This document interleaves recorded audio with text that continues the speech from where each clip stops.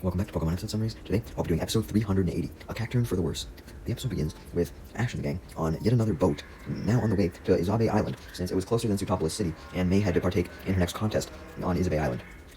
May was certainly getting ready for the upcoming contest, as she had sent out her Bulbasaur and was training with it on the deck of the ship, trying to perfect how her attacks looked for the appeals round, starting off with having Bulbasaur use Razor Leaf, while Brock, Ash, and Max watched, with Brock looking at his guidebook, revealing that although they had to go to Izabe Island for May's contest, it was actually located in a city on the island known as Purika City. Anyways, Bulbasaur continued to train, as it followed up its Razor Leaf with a Vine Whip to whack each leaf and stop them from spinning. Bulbasaur had done exactly the combination May wanted, and she congratulated Bulbasaur on its awesome combination, while Ash, Max, and Brock congratulated Bulbasaur as well, admitting that May and Bulbasaur had come quite a long way, and they could even win the contest, and May was definitely confident about this, declaring how much she wanted her next ribbon. Meanwhile, Team Rocket were already on Izabe Island, and we saw them pulling and pushing a large cart full of berries up a steep hill, with Jessie in the front pulling it, while James and Meowth were helping push it, because it was so heavy. James and Meowth were complaining about having to push the cart, although Jessie tried to motivate them by reminding them that the reason why they were even pulling all these berries in the first place was because they were going to make Pokeblocks with them. And then they could sell these Pokeblocks to all the coordinators that would be at the Izabe contest that they knew was going on. James was surprised that Jessie was more focused on selling stuff at the contest instead of competing in it, but Jessie stated that, really, her top goal was to buy the entirety of Izabe Island with all the money Team Rocket would earn from selling the Pokeblocks, so then she could just own the contest hall and make herself the winner of the contest if she so desired anyways. Meowth then revealed to Jessie, however, laughing, that he had known the entire time that the berry salesman that they had got the berries from had lied to all of them. These weren't actually berries, they were just fake berries, and therefore they couldn't make Pokeblocks with them. The salesman had just taken advantage of Jessie's excitement to make money and sold her fake berries instead. And Meowth also took the opportunity to let go of the cart, as did James, because he thought that if Meowth let go, then he might as well, because he didn't want to push it anymore. But basically, Meowth let go because if there was no reason for them pushing around fake berries, he wasn't going to make himself tired by pushing all the weight. As for Jessie's reaction to her being conned by the berry salesman, quote-unquote, she gasped in shock and was extremely angry, and tried to run up the hill by herself, simply just trying to get to the site of the contest hall so that she could try and sell these fake berries for some type of cash. But since James and Meowth have let go of the cart, the weight was too much for her, so she was dragged downhill as Meowth and James just watched, unable to do anything, as Jessie fell even further down the goddamn hill. Meanwhile, it turns out that on the boat with Ash and the gang, a boy dressed in a Cacturn-themed outfit, who had a Cacturn with him, was watching May's training and had decided to come up and introducing himself as Harley, a fellow Pokemon coordinator. Harley then introduces his Cacturn as well, and states that he had seen May's training and was impressed with her Bulbasaur, and asks if she was going to be going to the Izabe contest, with May confirming this, as Harley stated that he would be competing as well. May then introduced herself to Harley, and she scanned Harley's Cacturn with her Pokedex to learn more about it. When Harley saw May pull out her Pokedex, he immediately became offended that May had never seen Cacturn before, who he called the most magnificent Pokemon ever. And frankly, he was just fucking shocked that there were people out there who didn't know what a Cacturn was. And I'm sure you can tell he was obsessed with it, because, he was dressed like it and everything. When May hears Cacturn's Pokedex entry, she did think it sounded kind of cool, but also said that it looked kind of scary, even when it was just standing there doing nothing. Although she was just saying this in a heartwarming way, she thought that maybe Cacturn would like this, maybe he was aiming to go for a scary look. However, Harley was shocked that May would say something like this to his beautiful Pokemon, and offended on its behalf. As May picks up her Bulbasaur and starts to hug it, Harley, despite being offended, decides to offer May some of his homemade cookies, hoping to get a compliment from her. May gladly takes one, followed by a few others, and compliments them by saying that they weren't half bad, but this also offended Harley, as he expected a higher compliment, and he was confused as to how the fuck his cookies could have been that bad, because he just, expected anything good to be like overwhelming praise, not just casual praise. May then happened to look down at Bulbasaur, and saw it lovingly staring at the basket of cookies that Harley had, and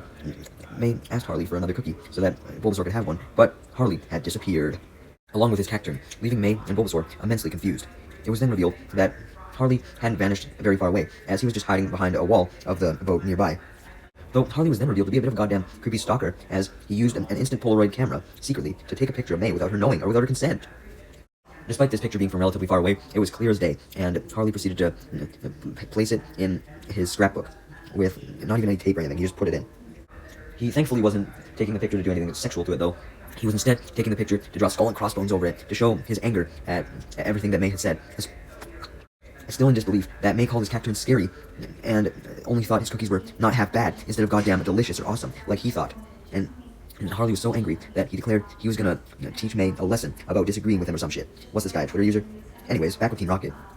By the time night had arrived, Jessie, along with the reluctant James and Meowth, had actually managed to go back to the berry seller and actually get real berries from him for once. and now they had found a little spot to camp out for the night, and were trying to make some Pokeblocks with the berries, with James using a Wobbuffet-shaped berry crusher that he got somewhere, but all the Pokeblocks that came out of the crusher were not perfect at all. None of them were the same size, and they were all too small to be actual Pokeblocks.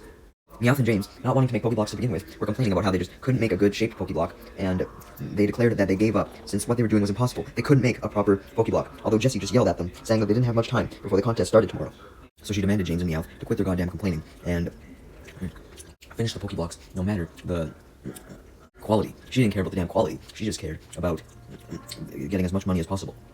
The next morning, at the Parika Contest Hall, Vivian did her usual greeting, welcoming the audience which had gathered in the stands to the annual Parika Contest,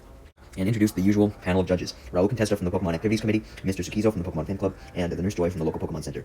We then see backstage where Ash, Brock, and May were, and they were waiting for Max, wondering where he was, and May was stressed that he was going to be late when she had to go out and perform, and Ash and Brock had to go watch, fearing that they would go watch in the stands and miss him, and Max would know where to go. Eventually, Ash, Brock, and May got very worried, as Max still hadn't shown up, and it was time for May to go on stage, as she was apparently the first contender up for the appeals round. But thankfully, right before May went on stage, Max, along with Harley, came running down the hall, and arrived right by Ash, Brock, and May, with Max out of breath, and Harley apologizing. May just ignores him, though, and starts to question Max on where the fuck he'd been, and basically just yells at him for being late and shit like that. But Harley tells May not to be angry, explaining that it wasn't Max's fault that he was late. It was actually all Harley's fault, as he was just having a cup of tea when Max happened to bump into him, so Harley offered Max some ice cream after he had found out that Max was May's brother, and he also wanted to hear some stories from Max about, his childhood and shit, and he just kept him busy, I guess. Thankfully, May thought she was the first contestant up, but she was actually contestant number 17, but she heard her name getting called out by Vivian, who declared, "Hey, come out, contestant number 17, May," and she was like, "Alright, Max, I would normally yell at you for being late, but I literally do not have time right now," and she immediately went up to the stage for her appeals round. And after Vivian had formally introduced May, May then sent out her Pokemon she's using for the contest, Bulbasaur, and she proceeded to do the same appeal she practiced on the boat. She started off with Razor Leaf, and then used Vine Whip to whack the spinning leaves, stopping each of them in midair. As the crowd and Vivian cheered, all three of the judges remarked that they were very impressed with the way Bulbasaur used its Vine Whip to knock away the leaves, and stated that Bulbasaur had accuracy in its attacks or some shit. We don't get to see what May's score actually was, but judging by how loud Brock, Max, and Ash cheered, it was probably pretty high. We then see several other coordinators do their appeals rounds, including a boy with brown hair, a boy with orangish brown hair, and a boy with blackish blue hair, with these three trainers having an Azurill, a Camerupt, and a Tentacruel respectively. And then there's also a trainer named Kent who uses a Surskit, who uses a massive water pulse, which gets the crowd roaring. And without further ado, after all those contestants had done relatively well, it was now time for the final contestant, none other than Harley, who was introduced by Vivian and took the stage, immediately sending out his Cacturn. And Harley immediately opens up by doing an identical pose to Cacturn, although the audience was just surprised to see a Cacturn, as, just like May, they all found it pretty scary, and they didn't think it'd be a good Pokemon for a contest. And Max especially agreed with May and the audience, and telling Brock and Ash that Cacturn sure looked pretty scary. And May still thought it looked scary, even as she looked at it from the waiting room monitor. All Harley was able to hear from the audience, even after he did his identical pose to Cacturn, was silence and the occasional gasp of fright, although Harley just decided to ignore the audience's silence, and stated that they better be glad that Harley wouldn't talk during his performance, because if he could, he would have a lot of bullshit to say about the audience for finding his beautiful Cacturn scary, and declared that he was going to show the audience how great his Cacturn was, having it start off the appeal round by using Bullet Seed on the ground, with Cacturn running around while doing so, which basically forced the three judges to comment on how fucking awesome Cacturn's speed was, being able to run around so fast. And Vivian even commented on Cacturn's speed as well. After Cacturn used Bullet Seed on the ground for a while, though, Harley suddenly had it stop, and much to Ash and the gang and the audience's shock, the audience could now see a skull and crossbones on the stage in the ground. Basically, the Bullet Seed on the ground had traced out the skull and crossbones, and this really impressed the judges immensely, knowing that Cacturn needed a lot of training to do a performance that well. And then, each of the three judges gave their own individual comments. As for May, as she was watching this with some of the other coordinators in the waiting room on the monitor, she started to get worried, as she saw how everyone else did super good, and she feared that she didn't do good enough to even enter the second round, so she anxiously awaited the announcement of who would even move on to the second round, the contest battles. Especially anxious, because she knew that only 4 contestants could advance to the second round. Eventually, though, Vivian put up a screen showing all the coordinators in the waiting rooms, the 4 people who were making it to the contest battles. It was Harley, the trainer with the Azurill, and the trainer with the Surskit, named Kent, and also May, of course. Although, there was a little animation error, as I'm sure you can see here. They showed Harley twice for some reason, I don't know why. Anyways, May was extremely relieved to have made it to the second round, but Brock, in the stands, seeing the reveal of the second round contestants, worried for May a little bit, knowing that she would have to concentrate in order to win, since her opponents were quite powerful. And also, Brock figured that Harley would be tough to deal with, especially. Speaking of Harley, we then see him in one of the waiting rooms, as he had just seen the announcement of who was in the second round, and seemed a little bitter about this, not believing that she had the skills to make it to the top 4 like she had, but he then realized that maybe May did have the skills after all. They would just have to wait and see. A little while later, after all the coordinators could take a rest, the stadium was officially prepared for the contest battles, and the audience roared cheering as Vivian declared that it was time for the first match of the semifinals, or the contest battles rather, and started the clock at 5 minutes as Harley and the trainer with his Azurill were revealed to be facing each other, and they both sent out their Pokemon. The contest battle then began, as the Azurill started off with a bubble beam, spitting out many bubbles all at once, and it then bounces off all of the bubbles by using Slam, going from bubble to bubble, making for a very cute display, which Vivian particularly noticed, as she was enamored by the cuteness. May commented on the cuteness of the technique as well, really appreciating it, although Harley didn't appreciate the technique, not just because it was obviously taking his score down a bit, but because Azurill was making its way towards Cacturne at the same time. So Harley took action by having Cacturne pop all the bubbles with a Poison Sting. And the Poison Sting also happens to hit Azurill, therefore taking the Azurill trainer's points down a bit, and then Cacturne used a Bullet Seed to hit Azurill repeatedly, so that Azurill couldn't do jack shit, and eventually Azurill was knocked out because of this. So the judges ruled a battle off for Azurill, which meant that Azurill was unable to battle, so it couldn't do jack shit anymore, so that meant that it couldn't perform the contest anymore, so Harley and his Cacturne were allowed to move on to the finals, getting an automatic win. And as Vivian congratulated Harley and Cacturne, they went backstage to prepare for the finals, coming across May, who was talking to herself backstage, trying to hype her up because her match was next. Upon seeing Harley, May snapped out of it and congratulated him on his win, and Harley thanked her, although before he let May go on to her match, he gave her some advice, although this advice was deliberate, false misinformation to try and fuck her up and make her lose, reminding her that her opponent Kent was using a Surskit, although he lied that Surskit was very slow, so she should take advantage of its lack of speed by moving in closer to get as many close-range attacks in as possible. May thanked Harley for the advice and headed off onto stage, but we then see Harley smile and giggle to himself as he sticks out his tongue, taunting May, even though she couldn't hear him, about how he had just gave her deliberately bad advice. After Vivian had introduced both of the competitors, May and Kent, May sent out Bulbasaur, and Kent sent out his Surskit, and started off with Surskit using Double Team. She makes some copies of itself to confuse Bulbasaur, and then Surskit followed up with a Quick Attack, though as Surskit was charging towards Bulbasaur, May decided to follow Harley's advice and told Bulbasaur to stand its ground and just wait for Surskit to approach it and then hit with a close-range attack, believing that Bulbasaur would be able to do this since Surskit was slow, though May quickly realized that Surskit was actually fast as it struck Bulbasaur much quicker than she anticipated, knocking Bulbasaur down, bringing May's points down a little bit. Just as Bulbasaur got back up, Surskit then used a Water Pulse to create a wall of water for it to hide behind so that Bulbasaur couldn't do anything to it, and then Surskit snuck up behind Bulbasaur while still shielded and hit Bulbasaur with another Quick Attack, which surprised and confuses May, because she didn't think that Surskit would be this fast continuously, and she didn't expect that hit from behind, especially after the advice that Harley had given to her, as she still believed that it was fully true. As for Ash, Brock, and Max, they were shocked that May was losing badly, and Brock, even though he was skeptical before, was especially shocked that May at least wasn't losing to Harley. She expected that if he expected that if she lost to anyone, it would be him, not Kent. May then heard Vivian announce to the audience that Surskit were actually well known for their impressive speed, leading May to realize that Harley had lied to her, and immediately came to the conclusion that she should drop his goddamn advice from now on, and was now going to fight using her own instincts, as she did before, and had Bulbasaur attack with Razor Leaf, right as Surskit moved in for yet another Quick Attack.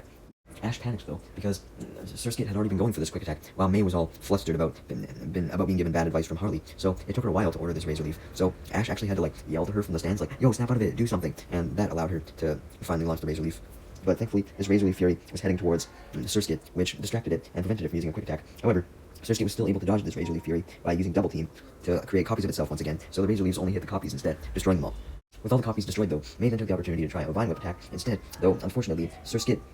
dodged this as well, frustrating May as she lost points, which seemed to be dropping down every second, and the time was running out. Kent knew this, and he tried to take the opportunity to finish off the match immediately, having Surskit use a combination of Water Pulse and Quick Attack, so that it had the Water Pulse shield and then could speed forward. But as Ash and the gang watched intently, May just repeated her Vine Whip strategy, and this time she was actually able to hit Surskit's feet with the Vine Whip, which stopped it from using Quick Attack and got rid of the Water Pulse shield, knocking it over. And with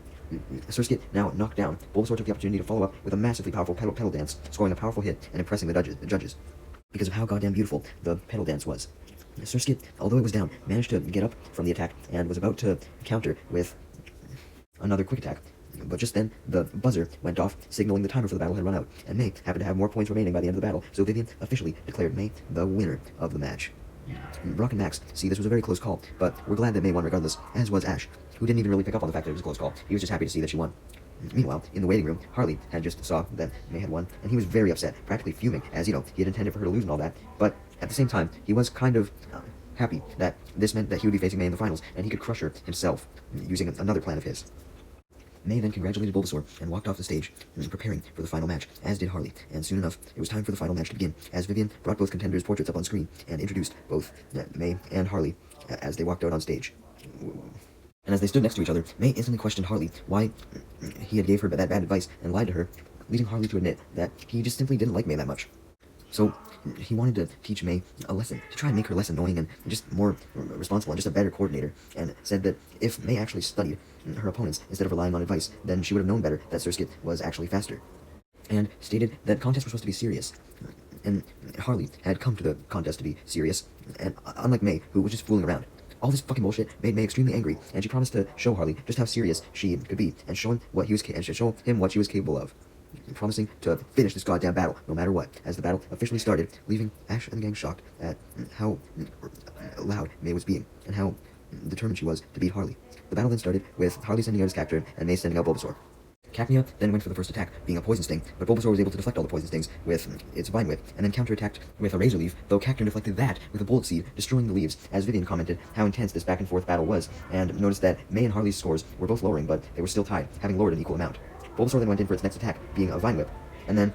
not only did it try and use a Vine Whip, but it went in for a tackle, using its vines that were out from the Vine Whip to push itself off the ground for a stronger impact, as it basically flew straight into Cacturne, which knocks Cacturne flat down to the ground, and Harley cries out for it,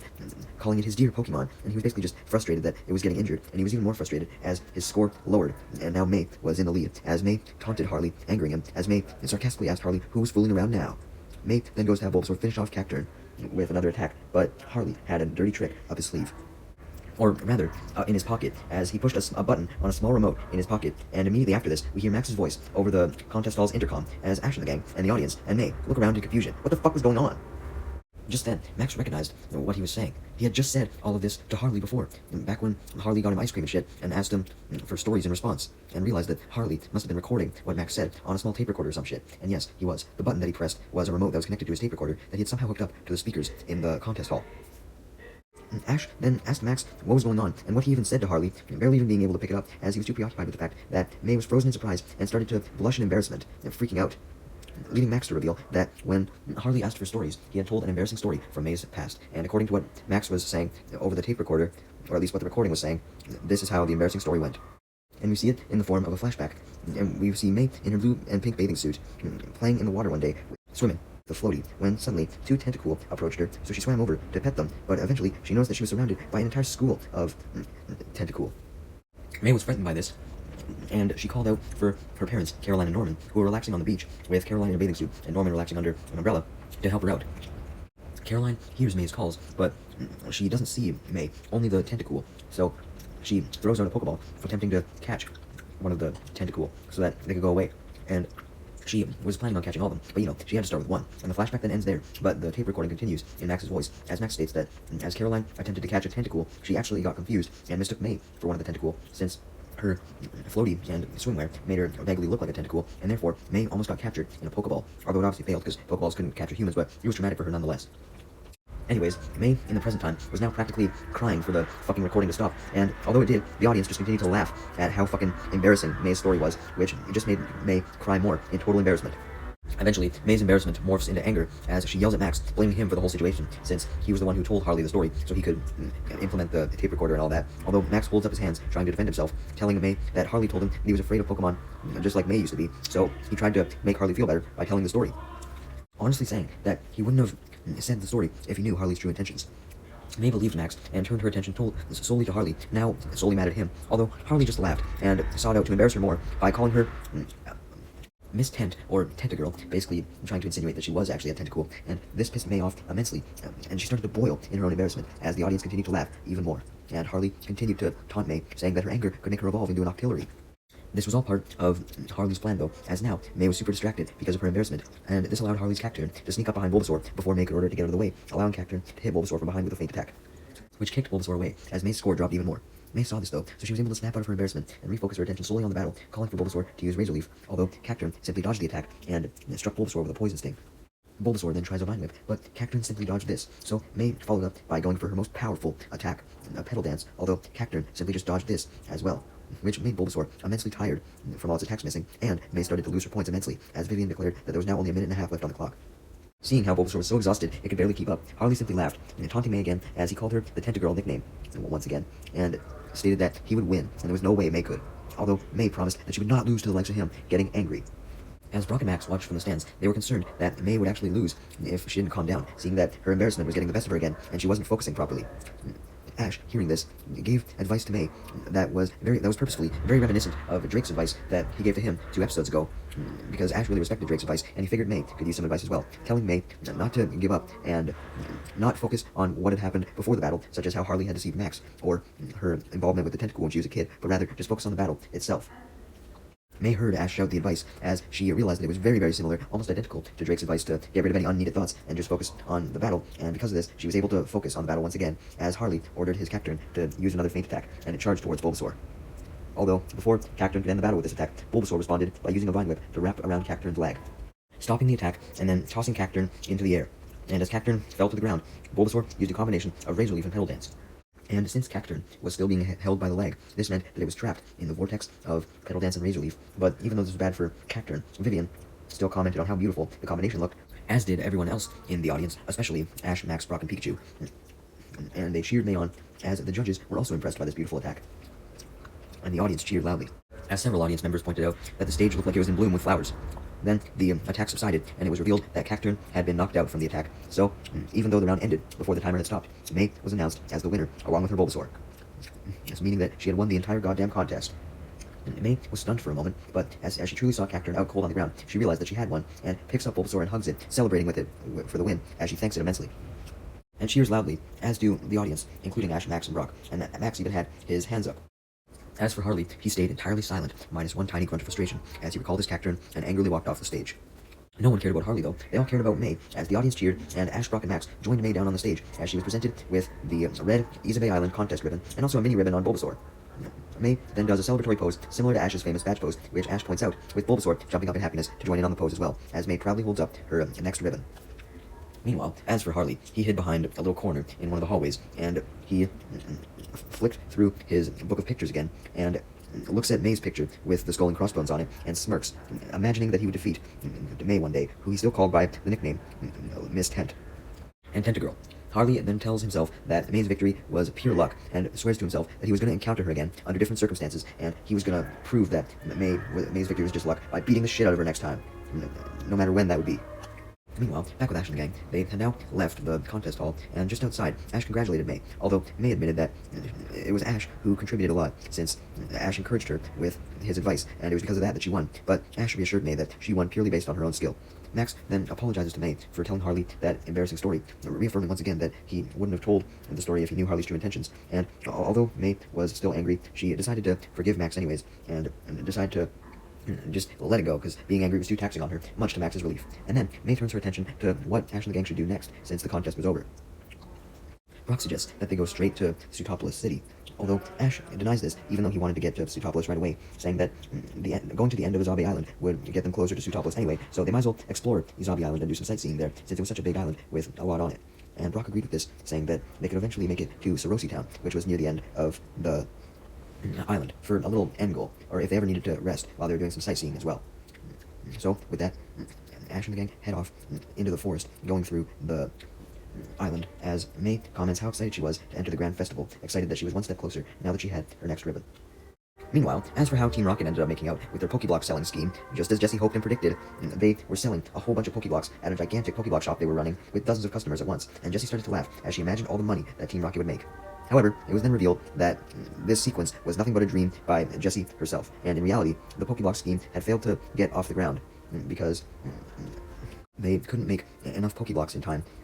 before they fell asleep from exhaustion, and the contest had ended anyways. So they were forced to only dream of the possibilities of wealth and success, with Jessie being the one who mainly dreamed. And while Jessie dreamed, Meowth and James just slept peacefully, taking their mind off of Pokeblocks for once, sleeping next to the berries that they hadn't used yet, and their Wobbuffet Pokeblock Crusher from before. Although James almost rolled on the Crusher, crushing it, ironically. Maybe Team Rocket would do better with their next scheme, who knows? Nah, they wouldn't. The episode then ends with the moon shining brightly.